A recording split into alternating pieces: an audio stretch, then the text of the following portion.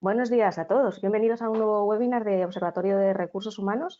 En esta ocasión, vamos a hablar de un tema que está en la mesa de todo el mundo y es, expectativas y perspectivas salariales para el año que viene y cómo vamos a realizar sobre todo el tema de la retribución flexible.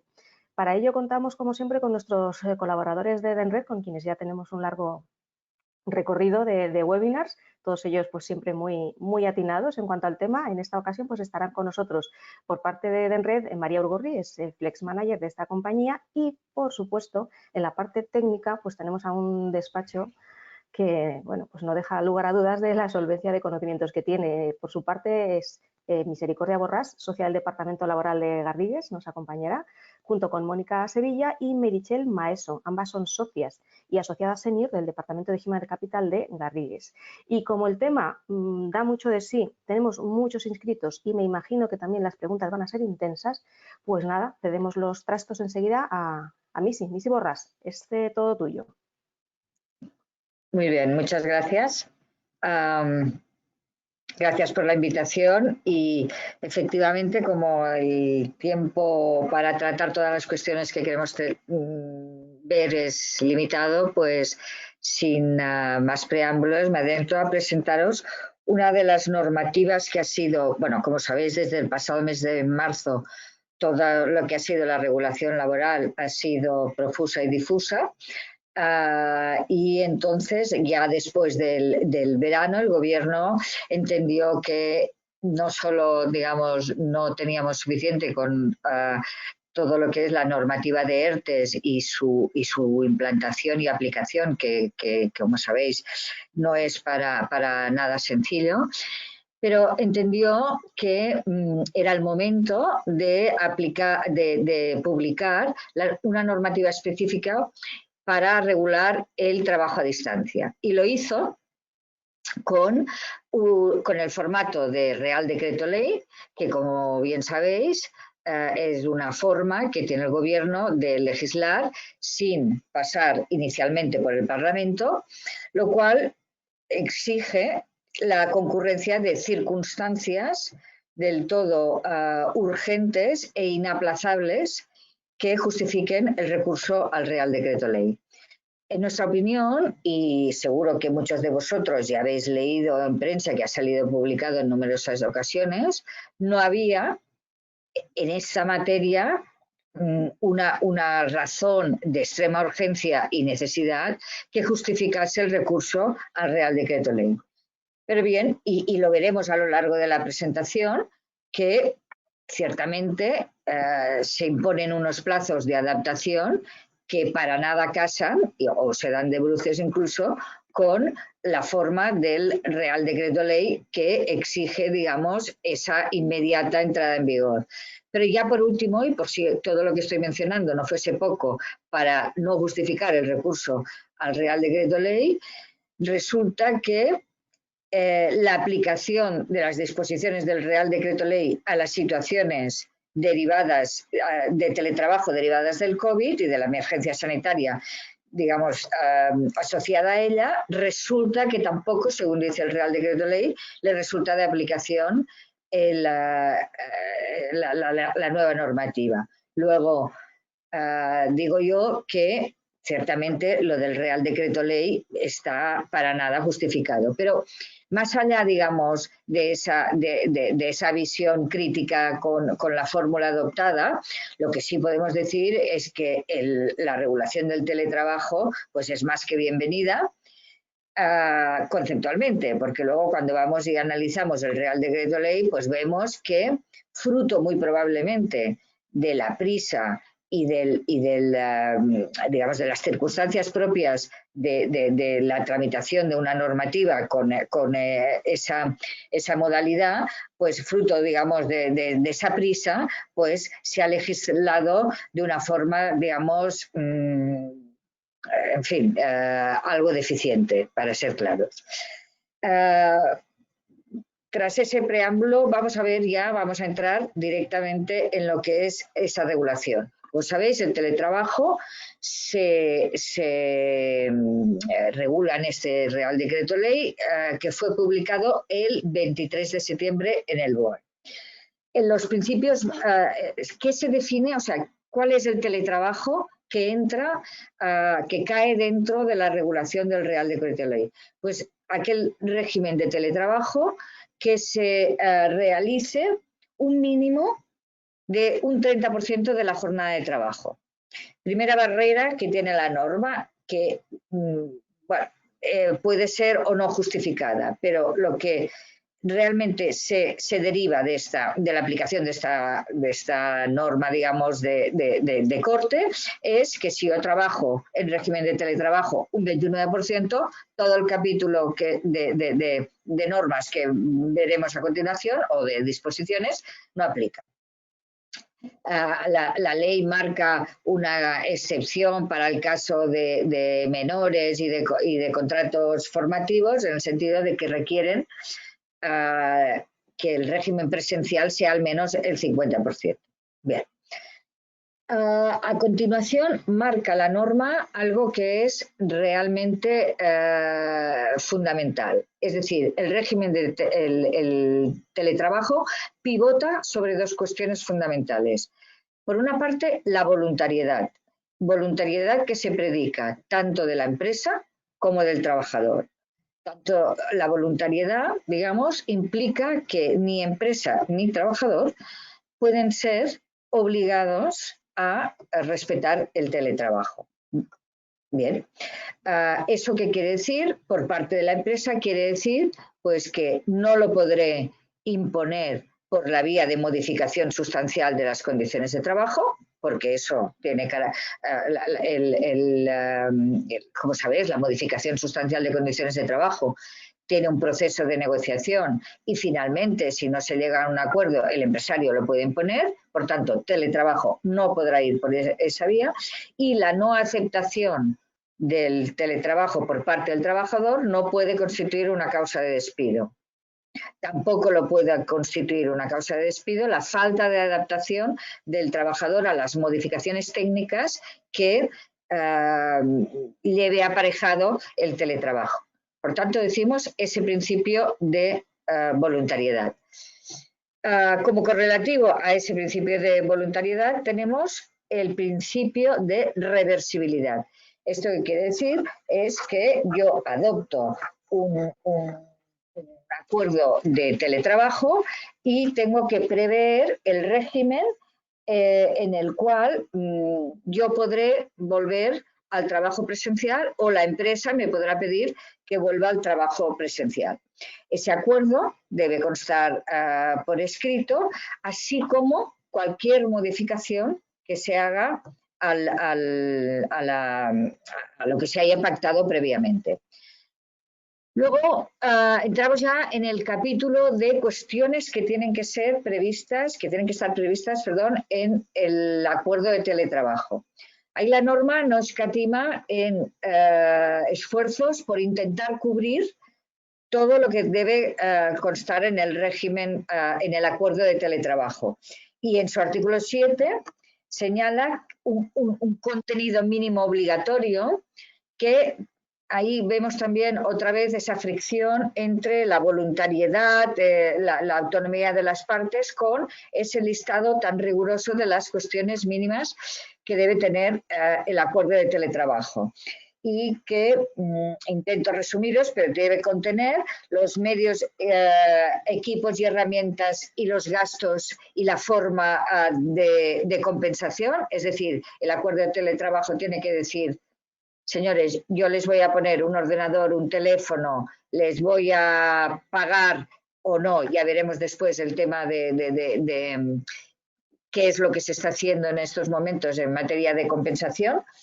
Tengo que prever el horario de trabajo y las reglas de disponibilidad, el porcentaje de distribución de jornada entre presencial y teletrabajo, los medios de control empresarial, es decir, la empresa podrá ejercer medios de control. Para ello tendrá que tener en cuenta, como recordaréis, la Ley de Protección de Datos, la nueva de diciembre de 2018, en el sentido de respetar los criterios de proporcionalidad y adecuación de la medida. También se deberá prever en el acuerdo los procedimientos a seguir en caso de que hayan dificultades técnicas para la prestación de los servicios en régimen de teletrabajo, la duración del acuerdo y también el preaviso que deben dar cualquiera de las partes para pasar en régimen de teletrabajo a régimen presencial, ya sea total o parcial. Bien, hasta aquí, digamos, relativamente sencillo, y digo relativamente porque, como veis, las cuestiones a abordar y a regular en los acuerdos son realmente muchas y algunas no son, digamos, muy sencillas.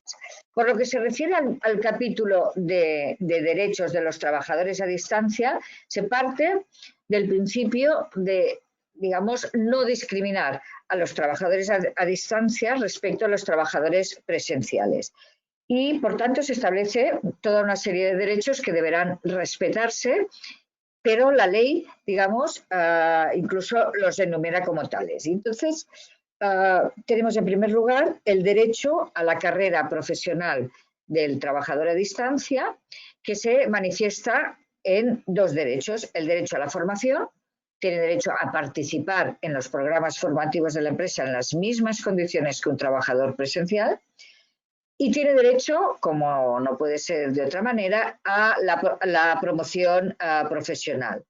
Por tanto, al teletrabajador hay que informarle de las vacantes que haya en la empresa para poder promocionar, como si de un trabajador presencial se tratase. Incluso puede implicar, digamos, el acceso a lo mejor a esa promoción, pues puede implicar el abandono del régimen de teletrabajo. Pero, en cualquier caso, lo que quiere la norma es que el trabajador esté informado. También establece el Real Decreto el derecho a la dotación y al mantenimiento de los medios que la empresa ponga a disposición del trabajador para que realice el trabajo a distancia. Asimismo, dispone que la empresa deberá abonar los gastos en los que incurra el trabajador como consecuencia del teletrabajo.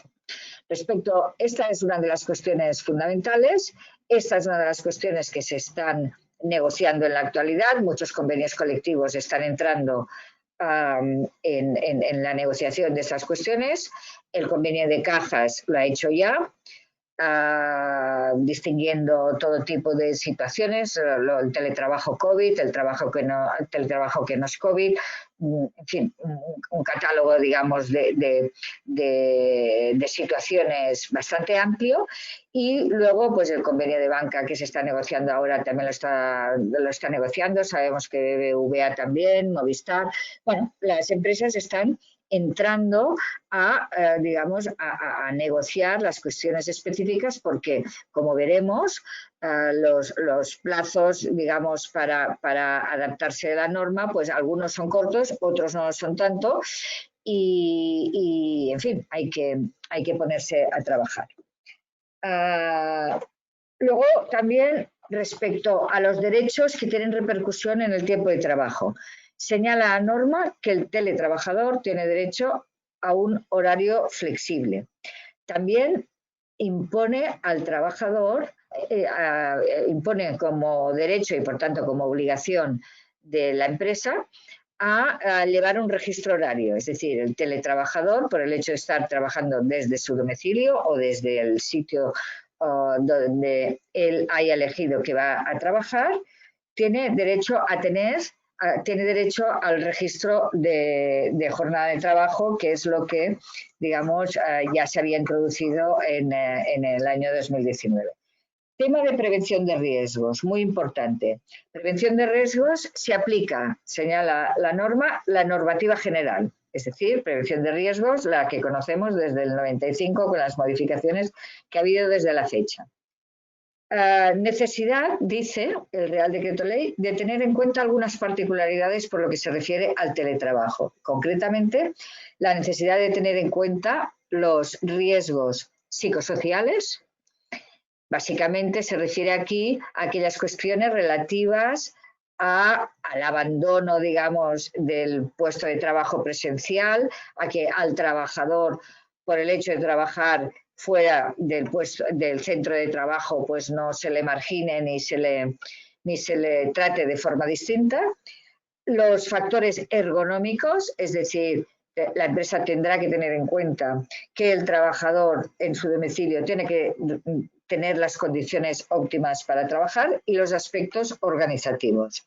Y además señala la norma que también en materia de prevención de riesgos deberá tenerse en cuenta las cuestiones relativas a distribución de la jornada, al tiempo de disponibilidad del trabajador que esté en régimen de teletrabajo, y también el derecho a la desconexión. El derecho a la desconexión, ya sabéis que se introdujo, de hecho, a finales del año 2018 con la nueva ley de protección de datos. Insiste aquí la norma en la necesidad de regular los tiempos de desconexión. Por otra parte, señala también la norma una cuestión que en fin, no es menor, que es la cuestión de la evaluación de riesgos. La evaluación de riesgos, cuando el trabajo es a domicilio o si es en otro sitio elegido por el trabajador, quiere decir que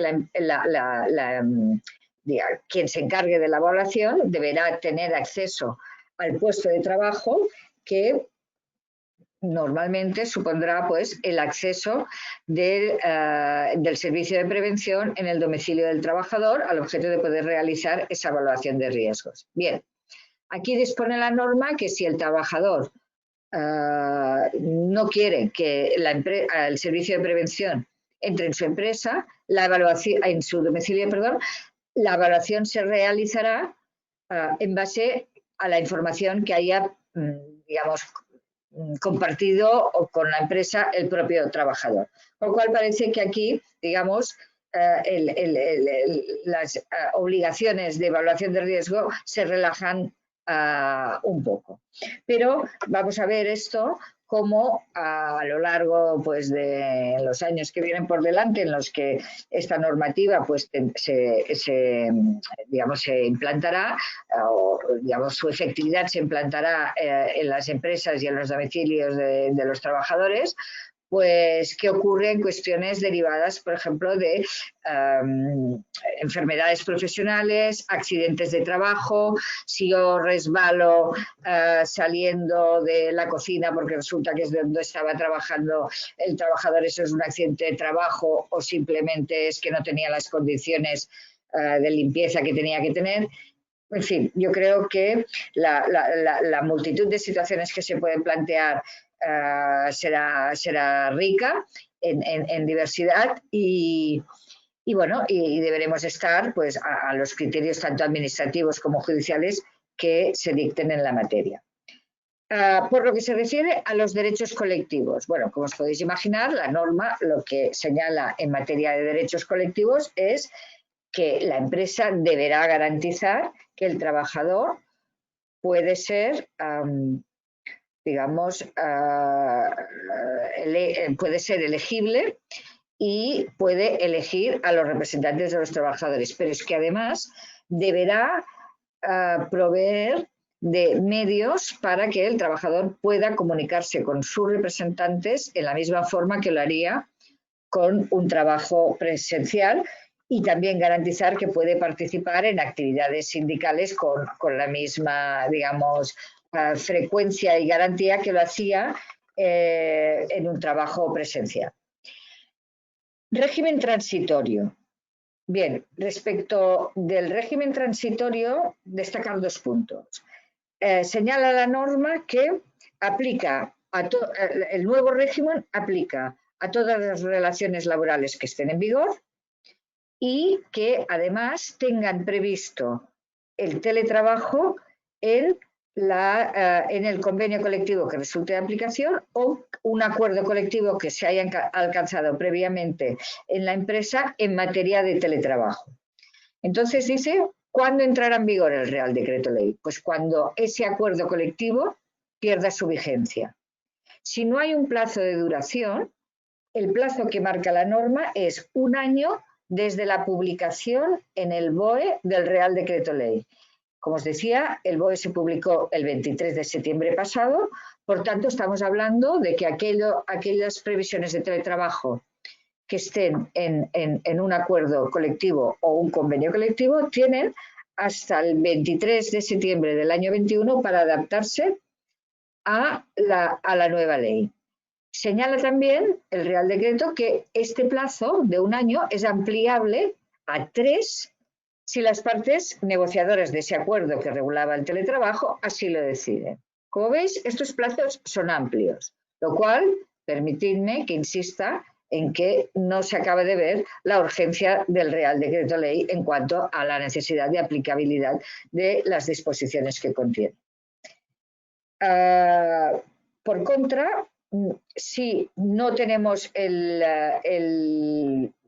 régimen de teletrabajo previsto en el convenio colectivo ni en ningún acuerdo de naturaleza colectiva que me resulte de aplicación, el plazo para aplicar las disposiciones del Real Decreto se acorta de forma muy sensible, porque estamos hablando de 3 meses desde la entrada en vigor de la norma y la norma entró en vigor a los 20 días de su publicación en el BOE, por tanto el día 13 de octubre pasado del año 2020. Por tanto, si yo no tengo acuerdo colectivo ni convenio colectivo de teletrabajo, el plazo para adaptarme al Real Decreto Ley acaba el día 13 de enero del año 2021, es decir, pasado mañana, ¿vale?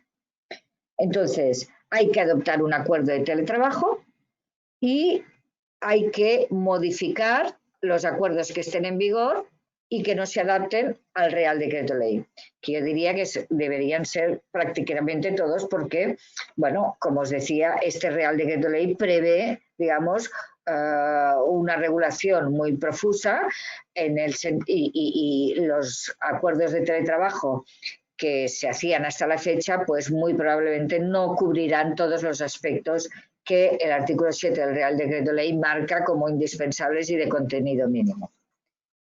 Lo que os señalaba antes, el teletrabajo COVID, el Real Decreto Ley lo exceptúa y dice que al trabajo a distancia en aplicación del artículo 5 del Real Decreto Ley 8, que fue el primer Real Decreto Ley de medidas laborales que hubo con la declaración del estado de alarma, dice que se seguirá aplicando la normativa del artículo 5 del Real Decreto Ley 8. Por tanto, digamos, no le aplica todo el régimen del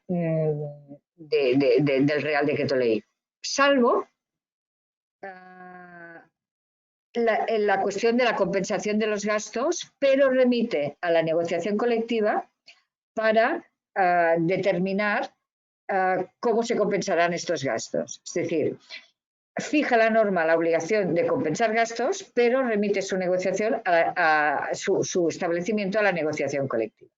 De acuerdo. Entonces, todo el teletrabajo que se está haciendo al amparo de las medidas sanitarias de COVID no les aplica el Real Decreto Ley 8 de marzo de este año, no les aplica el Real Decreto Ley, salvo la necesidad de compensar los gastos.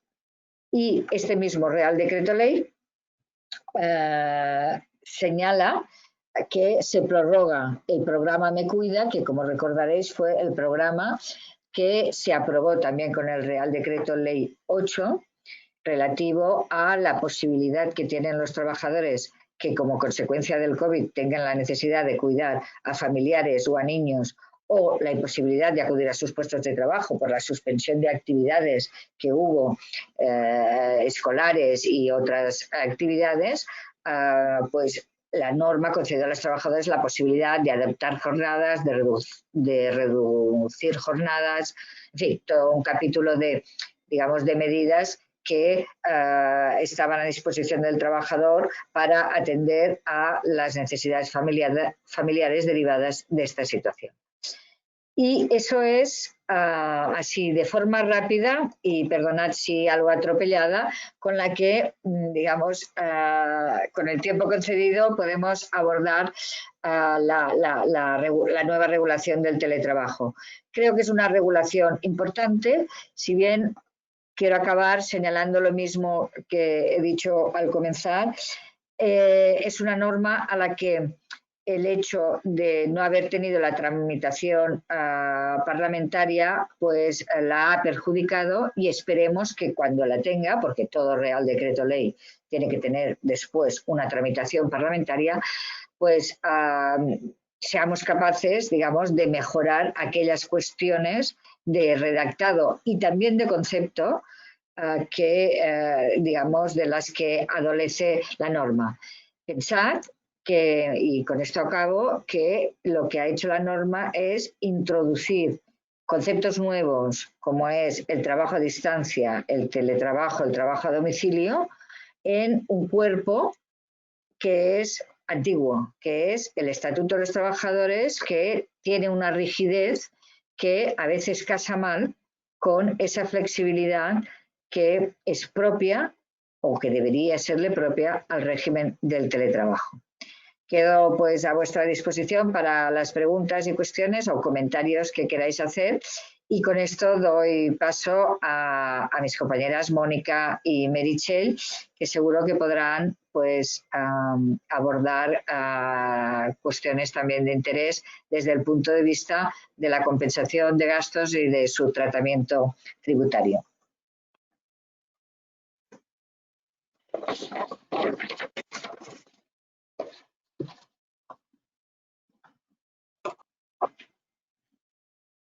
Perfecto.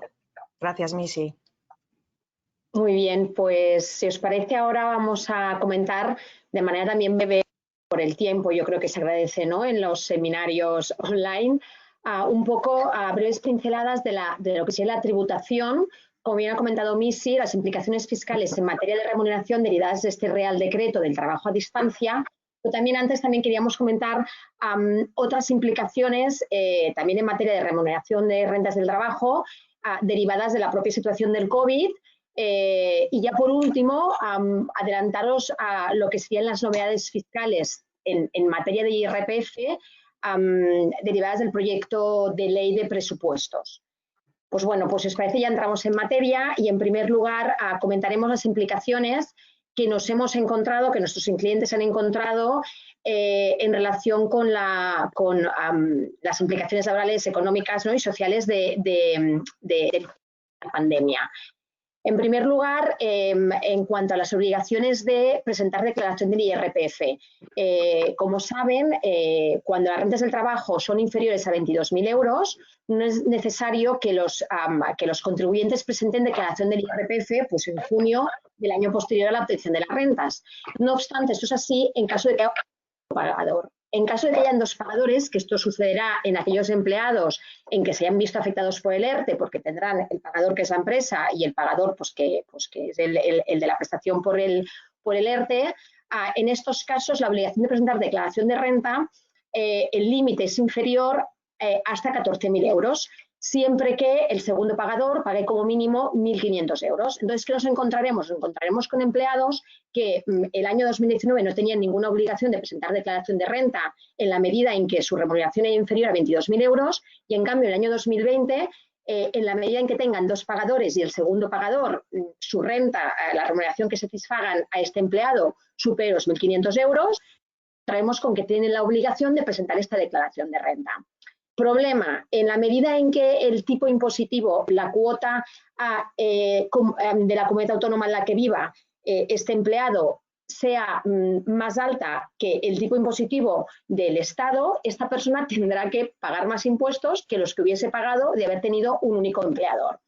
Pues bien, hay alguna comunidad autónoma, como es el caso de Cataluña, donde han aprobado también una normativa que permite, en aquellos casos en que el empleado debido a que tiene dos pagadores en el año 2020, como el ERTE, tenga que presentar declaración de renta que no hubiese presentado de haber tenido un único pagador, es decir, aquellos empleados con renta entre los 14.000 euros y los 22.000, en ese caso la Comunidad Autónoma de Cataluña ha establecido una deducción por importe de la diferencia entre la cuota autónoma que tendrá que pagar, que exceda de la cuota estatal. Pues yo creo que esto es una buena noticia pues, para aquellos empleados que residan en Cataluña, no en todas las comunidades autónomas.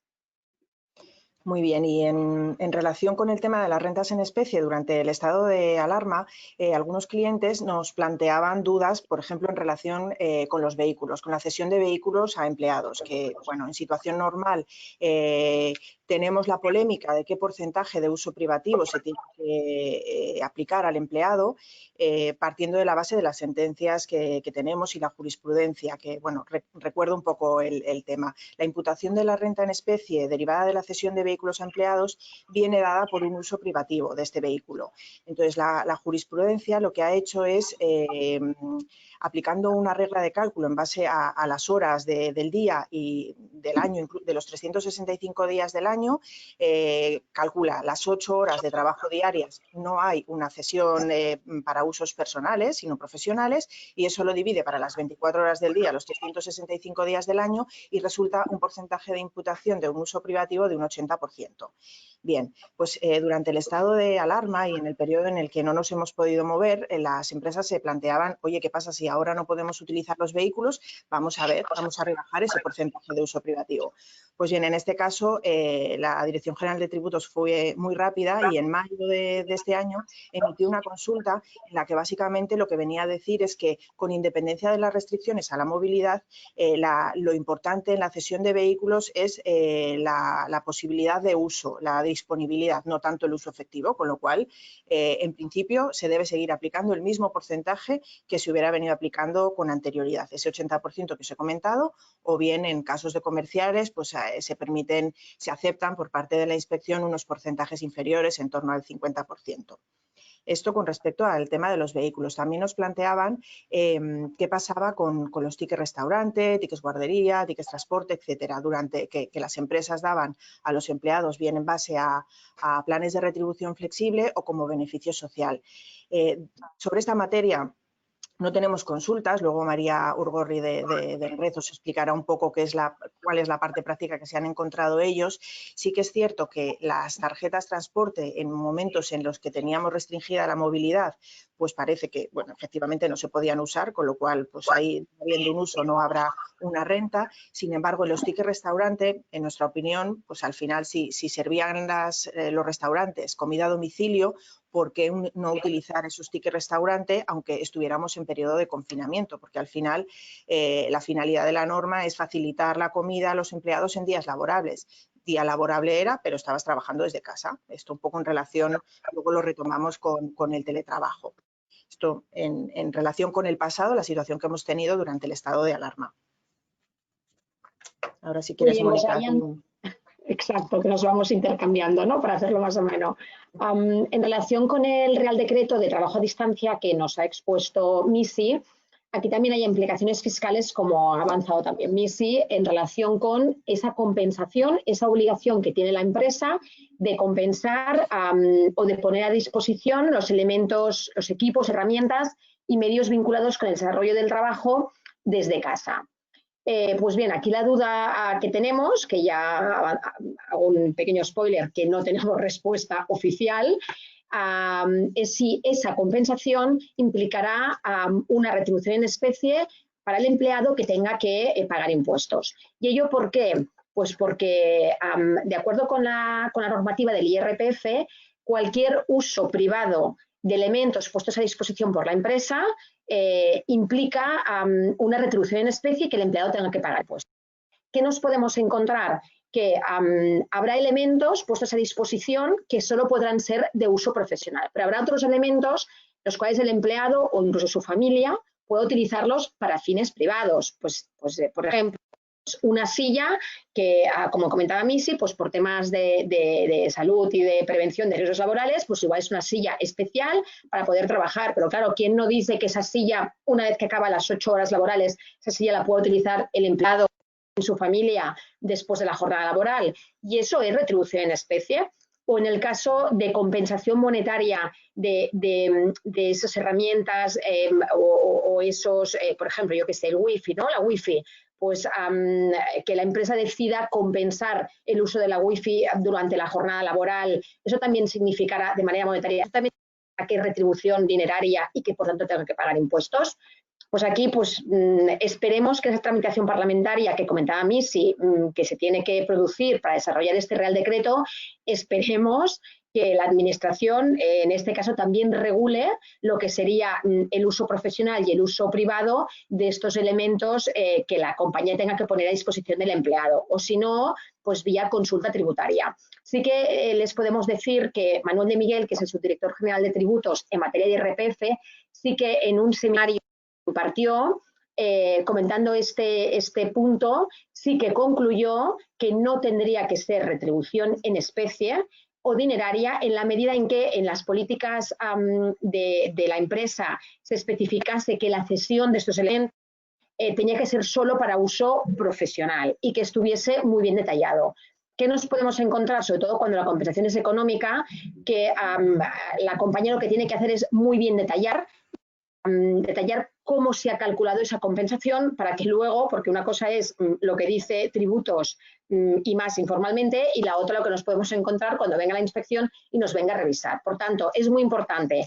En el caso de retribución, en el caso de cesión de bienes, no compensación económica, sino cesión de bienes o el uso de bienes, que la política especifique muy bien, por ejemplo, el ordenador, la cesión de un ordenador, pues que solo se puede utilizar para fines profesionales, la cesión de un móvil, que solo se puede utilizar para fines profesionales y que el empleado lo firme.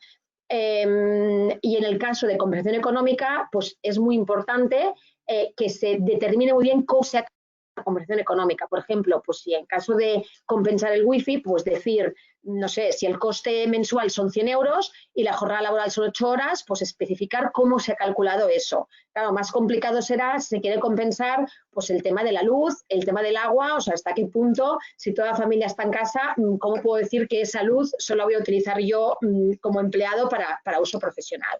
Pero bueno, esperemos que pronto se haga una consulta y que pues nos den un pelín de luz más sobre esta problemática que creemos que se va a producir en los próximos meses. En relación, bueno, la verdad es que os he hecho un poco de spoiler cuando explicaba un poco la situación de los vehículos, los tickets restaurantes, etcétera, durante el estado de alarma.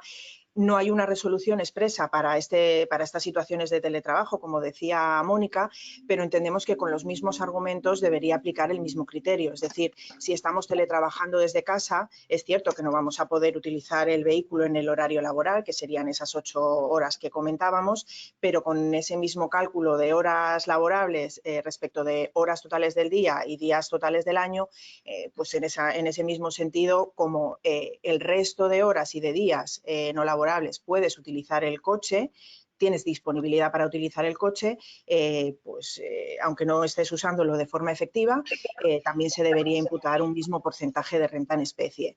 Y cuanto más, pues el tema de los tickets restaurante, ahora ya sí transporte, que ya se puede mover uno con más libertad, etcétera. No sé si quieres añadir algo más, Mónica. No, yo creo que, bueno, si luego hay alguna pregunta. Es un poco reincidir sobre lo comentado antes. Perfecto. Luego también os queríamos comentar muy brevemente en temas de movilidad internacional. La verdad es que aquí solo hay un tema relevante que también ha salido una sentencia, hay una consulta de tributos en junio del año 2020 para aquellas situaciones de empleados que el estado de alarma les cogió pues o extranjeros que estaban en España o españoles que estaban fuera. Entonces hay dos criterios, de forma muy resumida, dos criterios por los cuales una persona puede ser considerada residente fiscal en España. Uno es el criterio objetivo, que son la regla de los 183 días. Si estás más de 183 días en España, sería residente fiscal aquí. Y la otra regla es el centro de intereses económicos. Si tienes situado el centro de intereses económicos en España, esta persona se entendería que es residente fiscal aquí. Y además tenemos una presunción en virtud de la cual, si el cónyuge y los hijos mantienen la residencia en España, el empleado que está fuera también se atraería a la residencia aquí, salvo que se pueda acreditar lo contrario. Pues bien, en esta situación del estado de alarma, que las personas hemos tenido limitada la libertad de movimiento, había un matrimonio libanés, de hecho se conoce como la consulta del matrimonio libanés, que solían estar en España por periodos cortos de tiempo, les cogió aquí el COVID y han estado durante más de 6 meses. Plantearon una consulta a tributos y lo que ha concluido tributos es que la medida en que han pasado más de 6 meses en España, pues que van a tener la consideración de residente fiscal. Todo todo ello con independencia de la situación excepcional de pandemia, etcétera. Con lo cual, pues bueno, hay que mirar un poquito todas estas situaciones. De hecho, también nos hemos encontrado con muchos supuestos de empleados, pues a viceversa también, que estaban expatriados en otros países, que vinieron igual a España. De hecho, yo recuerdo 2 casos de China en concreto, que vinieron en enero pues pensando que esto iba a ser algo breve, que luego a la hora de volver a su país donde estaban trabajando, en este caso China, pues por tema de permisos y demás, se acabó demorando mucho más de lo esperado su estancia en España, con lo cual al final han acabado también siendo residentes fiscales aquí, con problemas o bueno, con temas a mirar en cuanto a retenciones a practicar en España, cómo queda la tributación, etcétera. También, muy brevemente, en relación con temas de movilidad internacional, hay una exención por trabajos realizados en el extranjero que permite que los rendimientos del trabajo derivados de servicios que se prestan en otros países, si se cumplen determinados requisitos, puedan quedar exentos de tributación. Para esto, el principal requisito, bueno, todos son importantes, ¿no? Pero ahora nos hemos encontrado con que las personas no han podido viajar, han seguido desarrollando sus funciones desde España. El trabajo ha beneficiado a las compañías en el extranjero, pero no se han desplazado. Entonces, en estos casos, simplemente recordaros que si no hay un desplazamiento, esos rendimientos del trabajo, aunque estén beneficiando a una compañía extranjera, no se pueden aplicar la exención. Entonces, hay que revisar, ahora que estamos a final de año, si hemos tenido en cuenta una exención superior, pues en previsión a viajes realizados en años anteriores, pues que hay que ajustarlo y regularizar las retenciones para que con el cierre del año no haya un defecto de retención y esté correctamente todo. Y ahora ya, si quieres, Mónica, sí, para acabar. Sí, exacto, para acabar un poco las novedades en materia de IRPF del proyecto de ley de presupuestos. Pues la principal novedad es en cuanto a la modificación de los tipos impositivos. En la base general del IRPF se ha creado un nuevo tramo, que es a partir de 300.000 euros, donde se sube la cuota estatal un 2%. Por tanto, en función de cuál sea la comunidad, pues será un tipo u otro. Por ejemplo, en Cataluña, que actualmente el máximo era un 48%, pasará a un 50%. En consecuencia, también se han modificado los tramos de los tipos de retención, donde hay un nuevo tramo también a partir de 300.000 euros, donde el tipo de retención ya no es un 45, sino es el 47. Del mismo modo, en los tipos impositivos de los impatriados se mantiene el 24% hasta los 600.000 euros, pero el porcentaje aplicable para remuneraciones de impatriados que excedan de 600.000, que actualmente era un 45, pasa a un 47. También se modifica, se crea un nuevo tramo en la base del ahorro que aplica dividendos, intereses y ganancias patrimoniales a partir de 200.000 euros, que hasta ahora era un 23%, pasa a incrementarse en un 26%. Estas modificaciones, aplican a partir del 1 de enero del 2021. O sea, en el 2020 continuamos con los tipos actuales, es a partir del año que viene. Y otra modificación importante también es la reducción del límite financiero máximo de las aportaciones que se pueden hacer a los planes de pensiones. Si bien ya nos lo habían reducido, que veníamos de 12.000 euros de aportación máxima a planes de pensiones individuales o empresariales, actualmente, yo creo que fue en el año 2015 o 2014, ahora no lo recuerdo, el tiempo pasa muy rápido, se redujo hasta los 8.000 que tenemos en el año 2018, en el año 2020, en el año 2021 se reduce a 2.000 euros. Es decir, 2020 podemos hacer aportaciones a planes de pensiones individuales de 8.000 euros, pero en 2021, con la redacción actual, será de 2.000. No obstante, si el plan de pensiones es empresarial, es decir, es la empresa la que es el promotor de ese plan de pensiones, se permite que la aportación sea de 10.000 euros. Es decir, lo que está haciendo, el gobierno es intentar promover los planes de pensiones empresariales y reducir los planes de pensiones individuales. Pues yo creo que estas son las principales novedades en materia de IRPF del proyecto de ley de presupuestos. Yo creo que con esto nos hemos pasado unos minutillos de nuestro tiempo, pero yo creo que más o menos estamos haciéndolo en tiempo.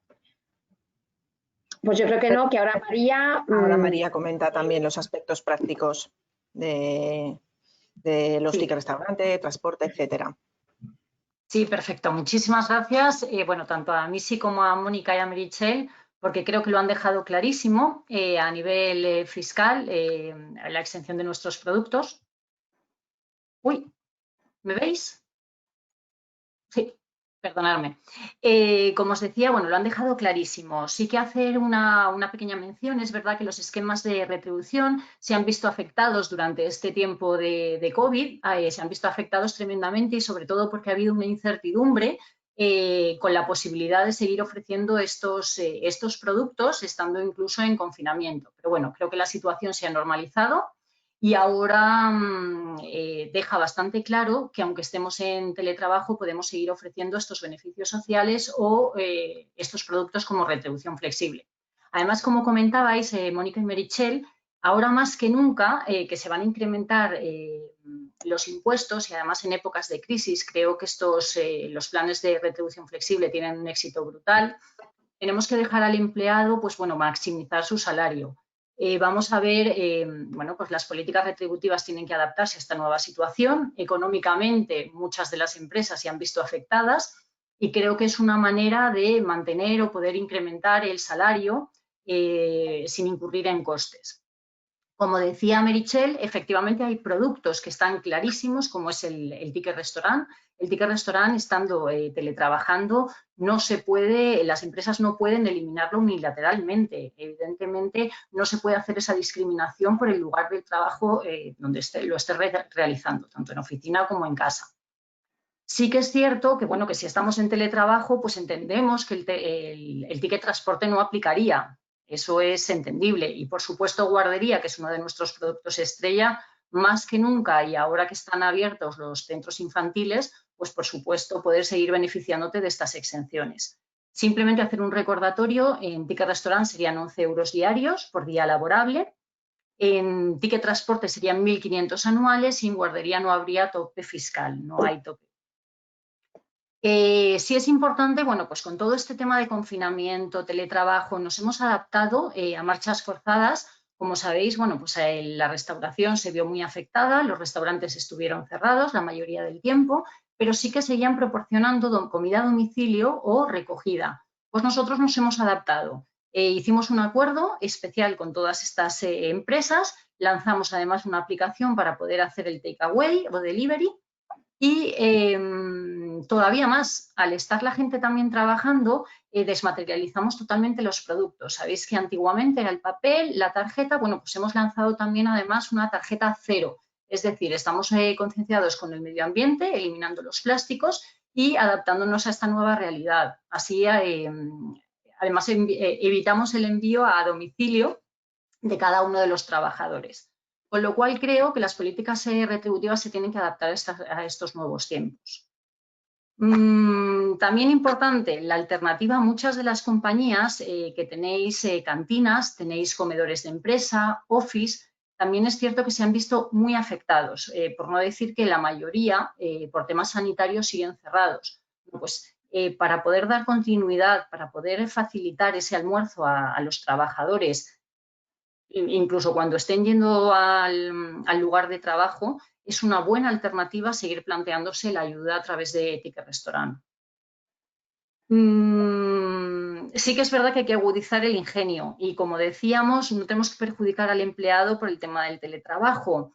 Hay que hacer una propuesta de valor, no solamente con productos con exenciones fiscales, sino de verdad adaptarnos a esa propuesta, como decíamos, flexibilidad horaria y que sea dueño de elegir bueno, sus productos y su salario. He intentado ser muy breve para dejar un ratito para preguntas. Maite, sí. Además, a nuestros oyentes lo que más les interesa es a nivel fiscal, laboral. Estupendo. Pues muchísimas gracias a las 4. Tenemos ya unas cuantas preguntas, así es que vamos a meter un poco el turbo con ellas, ¿vale? Os diría que yo las voy formulando y en función de cómo consideréis os las arrogáis como propias, ¿vale? Y las contestáis. Veamos la primera, que es de Patricia. Dice, tengo una pregunta en relación a la compensación de gastos del BOE en materia de teletrabajo. En el artículo 7, apartado B, donde habla de los gastos, pone textualmente lo siguiente: enumeración de los gastos que pudiera tener la persona trabajadora por el hecho de prestar servicios a distancia, así como forma de cuantificación de la compensación que obligatoriamente debe abonar la empresa en el momento, y a ver que esto lo amplío un poco que si no, no lo veo, en el momento y forma para realizar la misma, que se corresponderá de existir con la previsión recogida en el convenio o acuerdo colectivo de aplicación. Ese de existir puede dar pie a que no exista, es decir, ¿puede haber un acuerdo de no compensación? Esto yo creo que es para mí, sí, ¿no? Sí. A ver, en mi opinión, no podría haber ese acuerdo porque la ley marca que deberán necesariamente compensarse. Es cierto que abre esa duda, pero yo creo que la obligación de compensar existe. Nos guste o no. Vale, perfecto. Siguiente pregunta de Trini. Dice, ¿podríais confirmar qué pasa con aquellos trabajadores que disponen de un ticket restaurante y ahora disfrutan de la modalidad del teletrabajo y no pasan por oficina? ¿Tenemos obligación de seguir dando ese beneficio? Yo creo que lo habéis contestado ya, pero por darle una respuesta directa a Trini.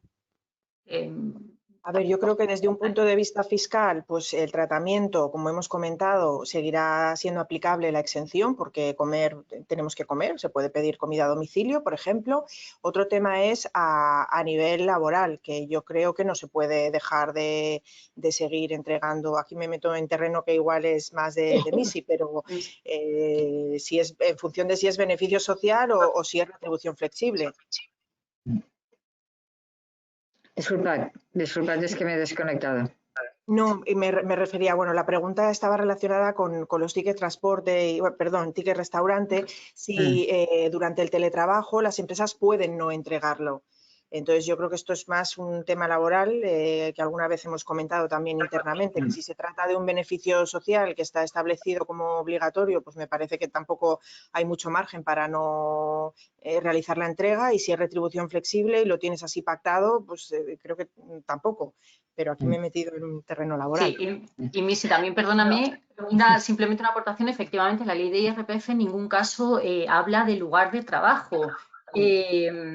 ¿No? Y aparte también la ley deja bastante claro es no perjudicar en caso de teletrabajo, y de forma unilateral yo creo que la empresa no puede decidir, ¿no?, eliminar esta ayuda. Tendría que estar pactado con el comité de empresa, y si no hubiese comité, incluso de forma individual, ¿no, Missy?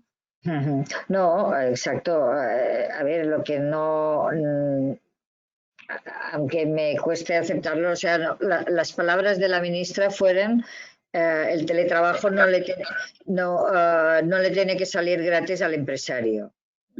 Bueno, no sé por qué no, pero en cualquier caso me ayuda, digamos, a contestar que, digamos, no se puede eliminar. Por otra parte, y ahí os cojo un poco lo que ha sido la negociación de ERTES en el periodo COVID, que no ha acabado y estamos todavía con ellos al menos hasta finales de enero del 21. En muchos casos lo que hemos hecho ha sido pues compensar, o sea, compensar a los gastos asumidos por el trabajador con los tickets transporte y con las ayudas, digamos, a la comida. Es cierto que en estos casos esto está previsto temporalmente, es decir, los ERTE se acabarán un día, con lo cual volveríamos después a la situación normal. Yo pienso que si está constituido como un beneficio social, no se puede eliminar por el hecho de entrar en teletrabajo. Cuando entres en la negociación del acuerdo, ya sea individual o colectivo, vas a tener que decir qué pasa con los tickets restaurante. Y aparte, por la parte social ya se está diciendo lo que apuntaba María, en el sentido de decir, oye, yo tengo un globo que me lo trae a casa, con lo cual esto es exactamente lo mismo. Y de verdad, en mi opinión, eso es conciliación, porque no sé si os pasa, pero al final ese parón para comer es una hora. Como te pongas a cocinar es que ni descansas, o comes ya otra vez enfrente del ordenador. Entonces, yo creo que... Sí, y es que además, digamos, el hecho de que te paguen que tú puedas ir a comer a un restaurante implica que tú el día anterior no tienes que cocinar, si la opción sería llevarte la comida al trabajo. O sea, es un beneficio. Si es un beneficio, no lo puedes eliminar, digamos, por el hecho de acudir al teletrabajo. Aparte, pensar que la mayoría de las empresas no hay un teletrabajo 100%, sino que se combina con el presencial, con lo cual, bueno, pues si el día que voy a trabajar me pagas la comida, el día que no voy, pues también. Sí, la verdad es que el punto de la conciliación en esto yo creo que es súper importante, sabiendo además cómo está incidiendo el tema del teletrabajo sobre el tema de igualdad y las mujeres.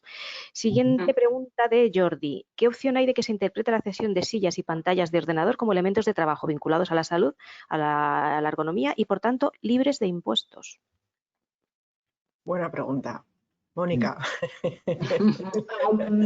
Bueno, esa es la duda que tenemos todos. O sea, aquí también también traigo a colación el comentario que hizo el subdirector de tributos, que dijo que es verdad. O sea, además, curiosamente, todo era en contra, todo era tributar, excepto en este punto que fue curioso. Lo que él dijo es, muchas veces, y más ahora, cuando están los restaurantes cerrados, que teníamos que comer en nuestro sitio de trabajo. Tenemos igual, no sé, pues 1 hora y media para comer y comías en tu sitio de trabajo. Y aquí lo que comentó el subdirector de tributos es, oye, ¿y por qué no va a ser dentro de retribución en especie la hora y media, o sea, la mesa, la silla, la luz y todo que te cede la empresa para comer en tu sitio? Eso también tendría que ser retribución en especie, ¿no? Y pensé, ostras, que no lo diga ningún inspector, igual se regulariza, ¿no? Pero bueno, aquí está la duda. O sea, al final esperemos, ¿no, Missy, que en la tramitación parlamentaria den un pelín más de luz y no sé si te veo un poco escéptica, ¿no, Missy? Esperemos, no. A ver, ya habéis visto que yo he cargado mucho contra la falta de tramitación parlamentaria, pero tampoco tengo una fe infinita en el legislador ordinario, digamos, en el parlamentario. A ver, yo creo que como en todas las cuestiones, digamos, que afectan a tributación y a cotización a la seguridad social, porque como sabéis todo lo que estamos diciendo, si tributa, luego tiene su reverso, que es la cotización, pues saldrán criterios, saldrán interpretaciones, saldrá, bueno, algo que nos permita ver la luz en este sentido. Yo creo que estamos pues como estamos normalmente cuando sale una norma nueva en la que no se cubre todo y tenemos que esperar a ver cómo la administración y lo que os decía, los tribunales pues entiendan de estas cuestiones. Yo creo que en materia de cotización, pues bueno, cuando empiecen a necesitar todo el dinero que se está dando, pues seguro que, en fin, que todo lo que pueda cotizar va a cotizar. Y porque, en fin, ha pasado siempre esto, no. Esta no es una crisis más original, sino que, bueno, a ver, sí que lo es por lo que la provoca, pero quiere decir que cuando acaben las bonificaciones y acabe, digamos, si todo va bien, algún día esto acabará, pues yo creo que la inspección será cuando vaya a revisar, cuando realmente pues sacarán criterios y veremos qué se opina en este sentido. Y en cualquier caso, yo creo que es mucho mejor defender que no es retribución cuando es la cesión de uso de algo. Cuando yo compenso monetariamente y es el empleado el que se compra la silla y la mesa, le cuesta 1.200 euros, da 1.200 euros, yo creo que esto es más complicado, será más complicado de defender que no hay retribución en especie, hay retribución dineraria o cuanto menos una parte. Cuando yo empresa, cedo el uso, le pongo la mesa y la silla y cuando deje de trabajar en mi organización se la retiro, yo ahí creo que es más defendible. Es que si no llegaríamos al absurdo que yo soy el empleado y para que no haya duda que no hay retribución en especie, cada día a las 3 de la tarde, cuando acabo mi jornada laboral, que se lleve la mesa y la silla y al día siguiente, a las 8 de la mañana, la vuelvo a poner. Llegaríamos a esa absurdidad. Entonces, en cualquier caso, yo creo que está bien que todo esté especificado en la política y que es mejor cesión de uso que entrega de dinero. Sin duda, sí. Sí, no menudo trasiego. A ver, pregunta de Pía. ¿Se menciona también el tema de la posibilidad de realizar el teletrabajo desde otro país de la UE en esta ley del teletrabajo? No. No se menciona. Vale. Siguiente. ¿Por qué los de todas formas, sin perjuicio de que tenemos clientes que lo están haciendo? Sí. O sea, no se menciona, no lo contempla, pero si a esa relación laboral le resulta de aplicación ley española, pues no veo por qué no se le puede aplicar. Y un inciso fiscal también, que si tienes a personas trabajando en otros países, igual no es residente fiscal en España, aquí tienes que cambiar las retenciones, pueden surgir obligaciones de retención en otros países, que la compañía española se dé de alta en el extranjero, etcétera. O sea que estos temas hay que tenerlos en cuenta porque, bueno, nos hemos encontrado casos de clientes que facilitaban que con mucho personal extranjero, que facilitaban que volvieran a sus países de origen y esa estancia que en principio iba a ser de corta duración ha acabado siendo todo el año y se va a alargar más y entonces esto, bueno, hay que mirarlo bien. Sí, la verdad es que ese tema es complejo y daría para otra charla completa de bastantes más de 60 minutos. Siguiente pregunta de Francisco, también muy interesante. ¿Por qué los empleados públicos no pueden tener retribuciones flexibles? ¿La legislación lo impide? Todo tuyo, Mónica, no lo sé. Bueno, más que nada porque supongo que es, o sea, es un tema meramente legislativo de función pública. O sea, la función pública pues tiene, digamos, un derecho laboral particular para él y se ve que el legislador pues no ha entendido pues que, a ver, que a ellos no les corresponde. No lo sé, no. Bueno, es igual como por qué los empleados públicos pues no tienen paro, no tienen un régimen de previsión social distinto. El empleado público tiene un régimen laboral distinto. Entonces, Ahí hasta donde yo sé, también es una cuestión de negociación sindical.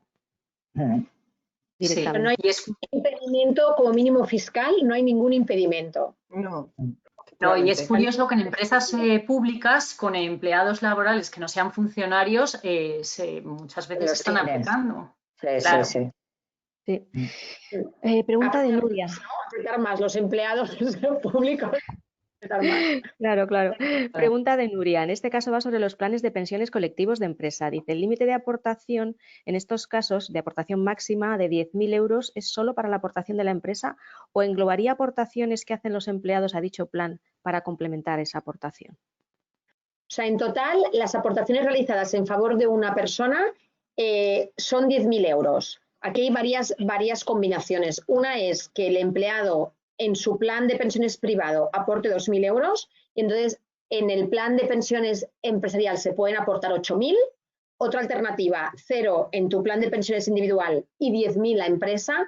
Y dentro de esta aportación de la empresa, que en conjunto con lo que ha hecho el empleado a nivel personal en su plan de pensiones individual y empresarial que suba 10.000 euros, aquí las aportaciones pueden ser con coste para la empresa o no, es decir, que la empresa, como un beneficio social, ¿no? Que la empresa haga una aportación de hasta 10.000 euros con un mayor coste para la empresa o que vía retribución flexible el empleado cambie retribución dineraria por aportación a este plan de pensiones empresarial. En los dos casos son 10.000. O sea, lo que está limitado a 2.000 es, iba a hacer aquí una entidad financiera, no voy a decir el nombre, o sea, la aportación que haga una persona a un plan de pensiones con una entidad financiera individual son 2.000. Lo que se haga de aportaciones a un plan de pensiones empresarial es en conjunto, considerando esa parte individual, 10.000. Y esa aportación puede ser como un sobrecoste para la empresa o puede ser dentro de un plan de retribución flexible que el empleado decide reducir remuneración dineraria por aportación a ese plan de pensiones cuyo promotor sea la empresa. Perfecto. Jaime hace una doble pregunta, ya vamos a ir acabando porque tampoco queremos pasarnos mucho del tiempo. Si vemos que alguna pregunta se nos queda, que hay unas cuantas aquí, os las pasaría para si tenéis la amabilidad, pues contestarlas directamente por privado.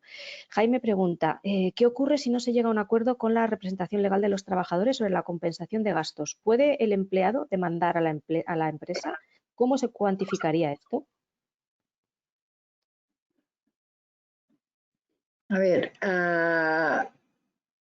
la posibilidad de demandar, la verdad es que la propia ley crea una nueva fórmula o una nueva acción para reclamar contra de todas las cuestiones derivadas del teletrabajo, que además en fin, los que estudiamos esta materia creemos que esto nuevamente casa mal con el principio de la voluntariedad y la necesidad de alcanzar acuerdos. Yo creo que podría el trabajador accionar por esta vía, en el sentido de que me he puesto de acuerdo en hacer teletrabajo, pero no me he puesto de acuerdo en la manera que tengo de compensar. Bueno, hay una acción legal para hacerlo.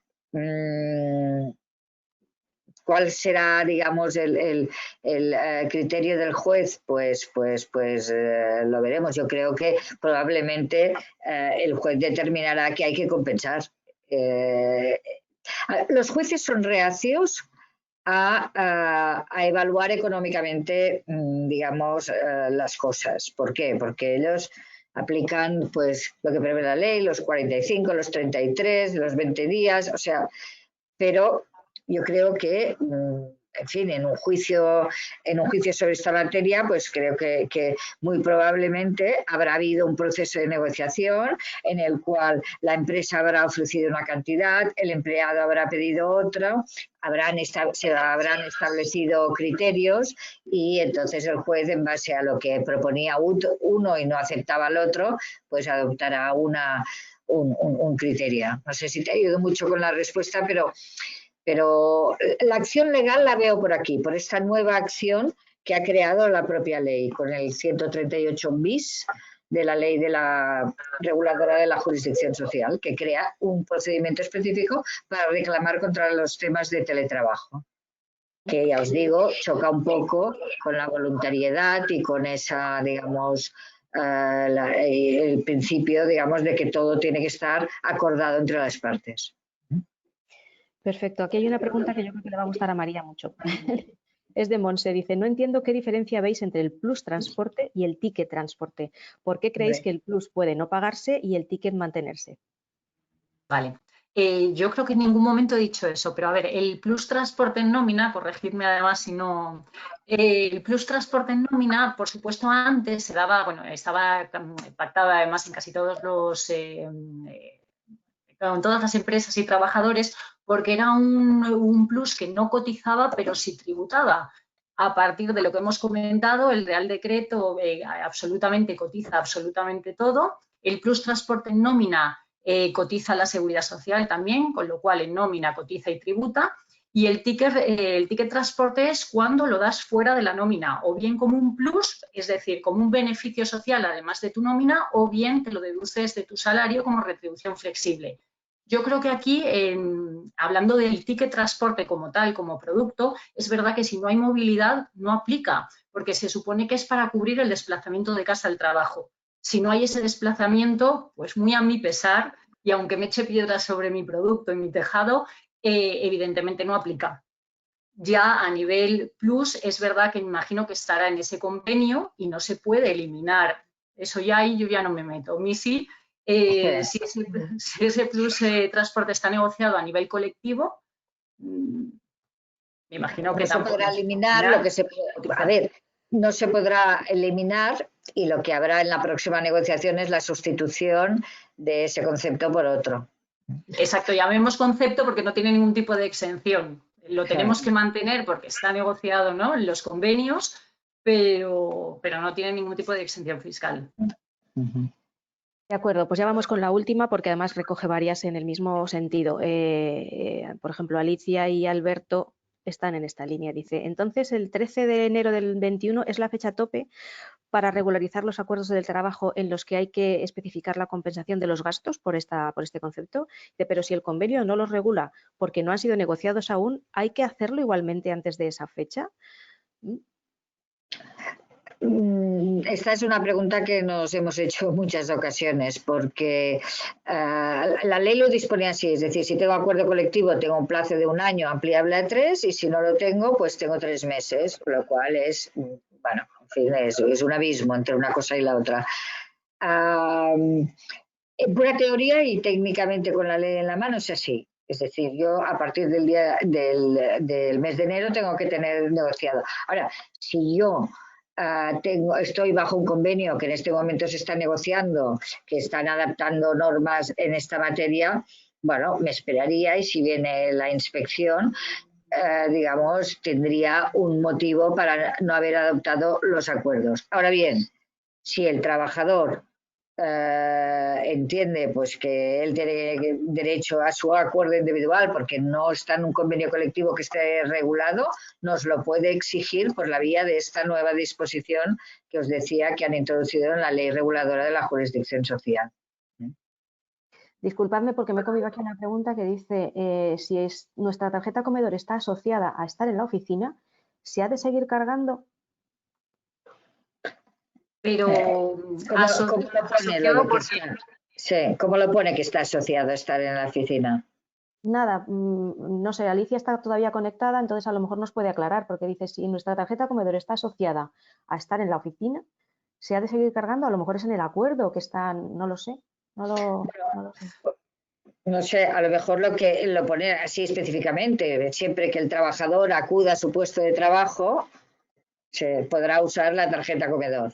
Supongo que se refiere a esto. Algo así, Bueno, yo creo. Esto pues deberá negociarse de nuevo. Claro. Es que por la parte social se va a exigir negociarse de nuevo. Sí, mira, nos dice que está asociado a que se coma en las instalaciones de la oficina. En la cantina, ¿no? Seguramente tengan cantina y... Sí, estamos hablando efectivamente de lo que me están dando la comida allí. Claro, además normalmente ponen eso, un comedor a su disposición. Lo que pasa es que lo que comentaba también antes, ahora por el tema salud, están la mayoría de las cantinas office, incluso como comentaba Mónica, que obligan al trabajador a comer en su puesto de trabajo y la mayoría de las veces el office está cerrado y las neveras cerradas por tema de higiene y de salud. Entonces, yo creo que más que nunca hay que potenciar el ticket restaurant para ayudar al trabajador. ¿Qué va a hacer con un tupper? No poder meterlo ni en la nevera. Y luego es verdad lo que hablábamos de la conciliación en casa. No, yo creo, lo digo porque salió en una negociación el otro día, el hecho de que, bueno, de que yo no me tenga que preocupar. Hay gente pues que se lleva su comida a casa porque le gusta cocinarse ella y demás, pero si yo tengo un comedor en la empresa, eso me libera a mí también de cocinar la noche anterior para llevarme la fiambrera o lo que sea. Entonces, no es simplemente el beneficio de comer, sino que eso tiene una repercusión, digamos, en la organización que tú tienes de tu propia vida, ¿no? Y bueno, pues claro, por la parte social, pues se decía, y yo creo que un buen criterio decir, oye, yo esto lo tengo que mantener. Claro. Hay una última duda, permitidme ya que abuse de vosotros una última duda porque el resto ya tendremos que contestarlas por privado porque esta pregunta va muy en línea con lo que estáis comentando ahora. Dice, en nuestro caso los tickets restaurant solo se dan los días que se asiste a la oficina y además está especificado así en acuerdo. Dice, cuando no se viaja, dice, y no se aplica cuando se viaja, dado que se pagan dietas. ¿Aplica esto también en situación de teletrabajo? No sé si me he explicado bien. Sí. Las dietas no aplican, o sea, la dieta exenta seguro que no aplica porque los requisitos es son que... incompatibles, sí. Exacto, y que comas fuera del municipio laboral y del municipio de tu residencia. Por tanto, lo que es la dieta exenta, que no tienes que justificar justificar, digamos, lo que te has gastado en la comida o en el desplazamiento, no aplicaría los días que estás de trabajo, eso seguro, o sea, no sería exento. Y lo otro yo creo, a mí sí que es un poco más de lo mismo, ¿no? Al final, oye, cambian las circunstancias sociales, laborales, pues esto se tendrá que volver a negociar, ¿no? Mira, la persona que preguntaba esto decía que se refería a los tickets, no a las dietas. Ah, vale. A ver, cuando en la negociación o los planes se vincula la concesión del ticket con el estar en la oficina, lo que se quiere es que la empresa no pague la comida de un sábado. Con un ticket restaurante me refiero. Bueno, es ahorro de costes. La política tiene que ser la misma. Vale. Claro, muchas empresas lo que hacen es eso, restringir por ahorro de costes, perdón. Y la incompatibilidad con la dieta es porque lo que no vas a hacer es el día que no estás en la oficina te paguen la dieta y encima tú pagues tu comida con el ticket restaurante. O sea, es un poco, yo creo que por eso es oye una cosa o la otra, pero si dieta no puede haber porque estás en tu casa, lo que tampoco puede ser es que no te paguen con el ticket restaurante. Pero bueno, o sea, eso sería la lógica. Pero la realidad laboral es otra, ¿no? Sí. A veces... Bueno, siguen llegando preguntas, pero yo creo que ya no vamos a abusar de vuestro tiempo porque nos hemos pasado 15 minutos. En cualquier caso, os las envío por privado, no son muchas, ¿vale? Por si podéis contestarlas. De hecho, hay alguna incluso también que pregunta por la aplicación que has comentado tú, María, Sí. que habéis puesto en marcha y que les gustaría pues, conocer un poquito más a fondo. Así es que, nada, muchas gracias porque ha sido una sesión súper exhaustiva, como suelen ser todas las que tienen materia normativa detrás, pero bueno, os habéis empleado a fondo y eso es de agradecer, es generosidad compartiendo conocimiento. Gracias también a todas las personas que han estado conectadas porque hemos sido 190 y ahora todavía siguen 135 conectadas. Así es que todo un logro en estos momentos prenavideños en los que estamos todos muy cansados de conexiones. Gracias a todos y hasta un siguiente webinar que, bueno, será antes de Navidad y después también. Cuidaros mucho. Muchísimas gracias a todos. Gracias a vosotros. Muchas gracias. Un placer. Gracias a todos. Gracias.